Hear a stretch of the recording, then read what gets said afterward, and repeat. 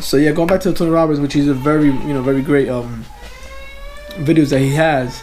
Um, he states life is happening for you and not to you, and I think at that point I didn't really understand what he was saying, but um, in this sense I kind of got a little bit of a glimpse of looking at life that way. So like certain things that happen to you or certain things that happen to me, as far as like you think it's negative or people are backstabbing you or they being unloyal or I would say little minor stuff that we make it magnified in our minds as these big things.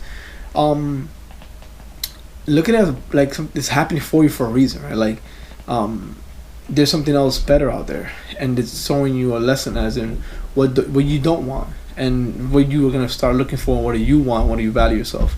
And I guess you're able to see the parts that you don't want in the next relationship or in the next work culture. Like it's like it's it's like it's a benefit to you, right? So it's a look at it as life is happening. Like I say, he says for you. So even though it looks horrible and you're feeling like myself, I felt like disappointed and expect this better from these people. You start to realize that it's something that's telling you like, yo, this is a place where you might not want to be. This is a place that you might not want to be working for, and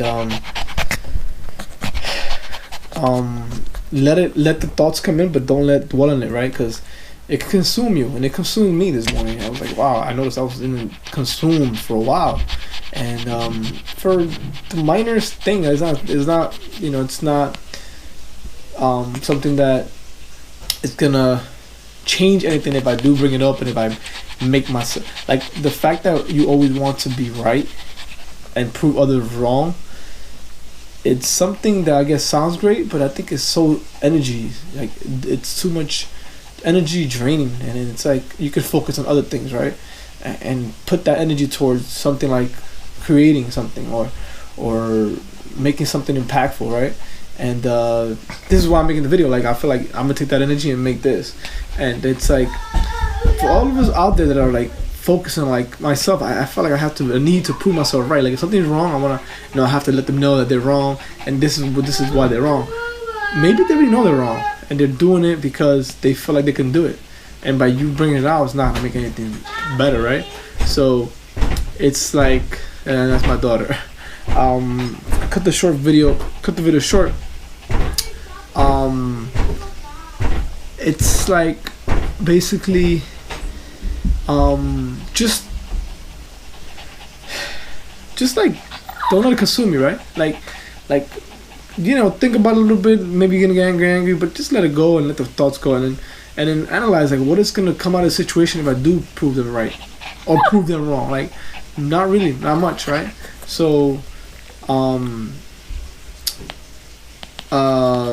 you probably can't change anybody, and my lesson today was it's actually more energy draining for me than it is for them, and by me consuming myself with that type of energy, it's not productive, it's not enhancing my life, it's not expanding my relationships. So it's like just observe it, understand it, and then just move on. Like don't even try to make your point across or try to prove them wrong.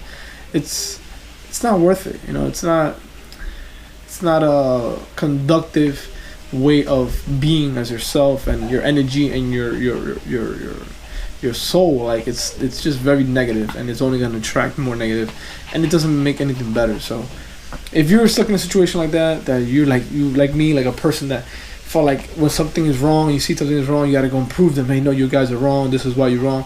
And even though they are wrong, you feel good, I guess, like, oh yes, I proved them wrong. But they still go upon their ways, and then it doesn't really make anything different. And it's still, now you just drained all the energy on them, and you just poured out all this all of your creativity on something that's not even worth it. So take it, hold it, observe it, understand it, and then pour it on something productive. Create with it. Use the energy to create and make it a positive, as opposed to dwelling on something that probably will not change.